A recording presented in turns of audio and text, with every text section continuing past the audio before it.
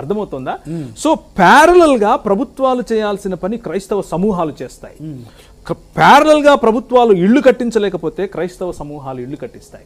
Parallel గా ప్రభుత్వాలు స్త్రీలకు ఇవ్వాల్సినటువంటి స్థానం ఇవ్వలేకపోతుంటే స్త్రీలకు ఇవ్వాల్సినటువంటి స్థానం సామాజికంగా క్రైస్తవ సమూహాలు ఇస్తాయి. ప్యారలల్ గా నల్లగా ఉన్నావు, నువ్వు ఫలానా కులానికి చెందినోనివి, నువ్వు ఆడగుచ్చో పెంటకుప్పల్ది అని చెప్తూ ఉండి ప్రభుత్వాలు పట్టించుకోకపోతే క్రైస్తవ సమూహాలు వాళ్ళకి ఇవ్వాల్సిన దర్జాను వాళ్లకు ఇస్తాయి. సిస్టమ్స్ ను ఛాలెంజ్ చేస్తారు. క్రైస్తవ సమూహాలు సిస్టమ్స్ ను ఛాలెంజ్ చేస్తాయి. అందుకు వీళ్ళకి ప్రాబ్లం. వీళ్ళ సమస్య దేవుడు అది ఇదంతా ఇది కాదు. వీళ్ళ సమస్య ఏమిటి అని అంటే క్రైస్తవ సమూహాలు గనక ఇలాగే వాళ్ళ భావజాలాన్ని, సమానత్వాన్ని, సౌభ్రాతృత్వాన్ని, స్త్రీలకు హక్కులను, పిల్లలకు హక్కులను, అలాగే సమసంపాదన, అలాగే దాన్ని ఏమంటారు గ్లోబలైజింగ్, మొత్తం ప్రపంచవ్యాప్తంగా ఉన్నటువంటి ఆలోచనను తీసుకొని రావటం, అన్ని దేశాలు ప్రయాణించటం, అందరికీ సమానమైనటువంటి అవగాహనను తీసుకొని రావటం, విద్య, వైద్యం, అవగాహన, టెక్నాలజీ ఇవన్నీ వస్తే నా దుకాణంలో ఏం దొరకదు కదా. ఇంకా సమస్య అది.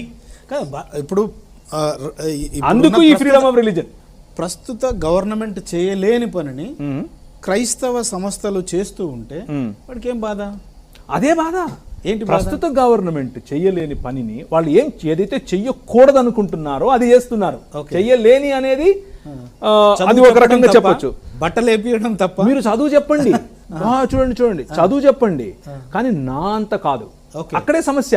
మీరు చదువు చెప్పండి, స్థాయిలో ఉండొద్దు. నా స్థాయి, నువ్వు ఏదైనా చెయ్యి, నాకు సమానం అనద్దు. ఇది హిందుత్వ భావజాలం. నువ్వు ఏదైనా చేసుకో. నువ్వు ఏకల్ విద్యాలయాలు పెడతాను, నేను లక్షలకు కోట్లు నేను బయట దేశాల నుంచి తెప్పిస్తాను. ఏకల్ విద్యాలయాలంటే ఎవరికి?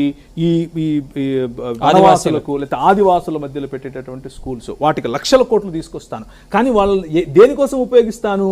వాళ్ళకి నేను ఏమని చెప్తానంటే హనుమంతుడు మీవాడే, జాంబవంతుడు ఇది వాళ్ళకి చెప్పే చదువు.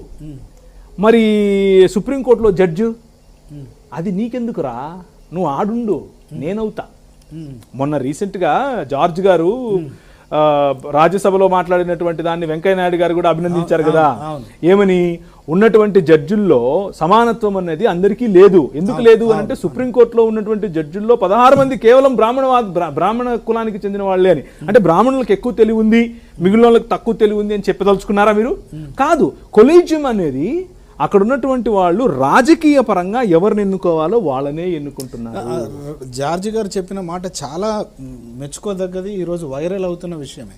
కానీ సంస్థలో ఏ సంస్థనైనా తీసుకోండి,